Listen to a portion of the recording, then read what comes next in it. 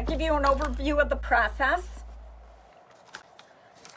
What I did was I always like to get a layer of paint on before I, which way do I want this to go? Before I decoupage. It just gives it, I think, more tooth to stick. That's just my opinion. And then I decoupaged on the paper of white Swan on here. And I'm going to use DIY Clear Liquid Patina. That's what I like to use for my decoupage medium. So, I don't know, about a year ago, I was at an estate sale, and I saw this old book. And I just wanted to buy it because the pages were so old and worn. And then I realized it's a Detroit City directory, which I think is so cool. So it has some really, really cool pages on it. Okay, so I'm just going to go back to something. I'm just going to take this page out. So I'm just going to use some Clear Liquid Patina. Put a decent coat. This is thin, fragile paper. I did not spray seal it. Shame on me. Pam and I were busy doing other things, and I know that it would have benefited from that. And I'm also going to be pushing it today. I'm going to be doing a lot of layers. It's not going to have a ton of dry time.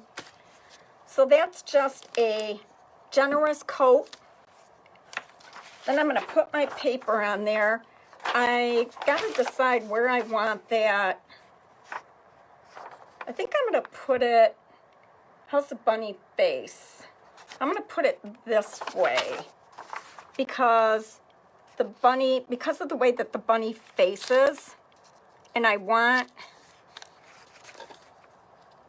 that.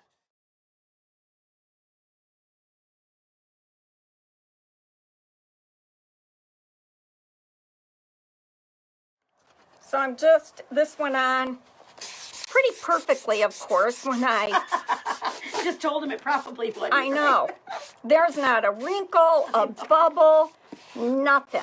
So I'm just going to rub along this edge. Normally I'd take sandpaper. Do you want some? I don't know if I... Says no internet. Oh, well. No, I don't need it, Pam. It's just going to tear. And I wanted that bottom edge, and I forgot. I got the top edge, though, so we're good. I'm going to be using the Farm Animals Stamp, the bunny, and then I'm going to be using the lowercase typesetting stamp for the letters. So all I want to do on this, because it's just a small little accent thing, I'm just going to use part of the bunny. So like that much. And I used black ink.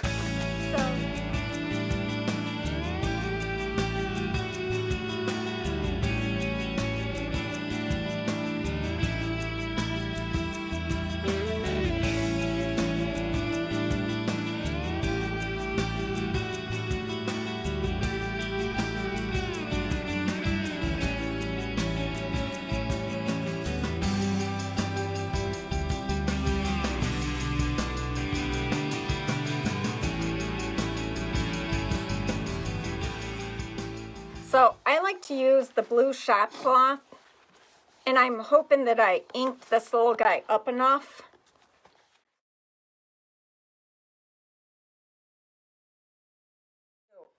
So when I wanted to do hop, on the one that I had, Happy Easter specifically, I wanted to use stone gray, and I knew that it wasn't going to show up. So I'm just going to take some white Swan, and I just dry brush. Keep in mind that it is not dry.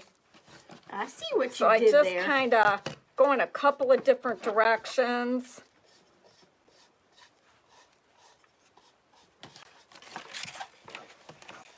Just kind of adds a little bit of, I don't know what. But I do know you need a decent amount on there for it to pop off of it. And then what'd you do? You just wiped it back after that? No, I lost it. So I'm just going to put hop. So I'm lining up. All right, now I'm going to use the Stone Gray, which is my favorite ink color. I know, I tell people it's a must-have.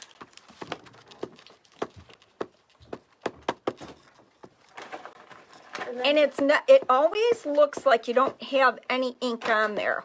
Isn't that The funny? Stone Gray is pretty translucent. Okay, let's see, and I hid that in the corner. Oh, I got that lined up pretty well.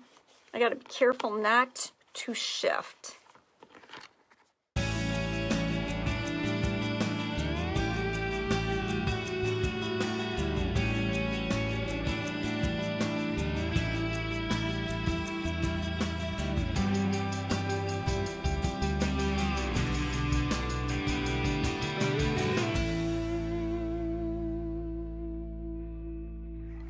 Dry this. This is a project you could do with grandkids, but I want you to see when you have this old paper how cool it is when you seal it.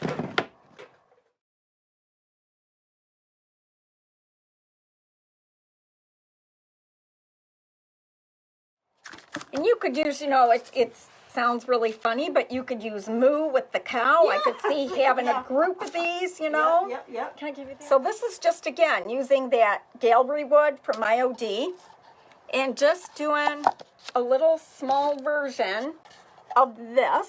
So this is what we did today. Just this cute little bunny. You know what? He's really stinking cute, that bunny. So I thought that was really fun. And it was based on this that I did last week with my old Detroit City directory.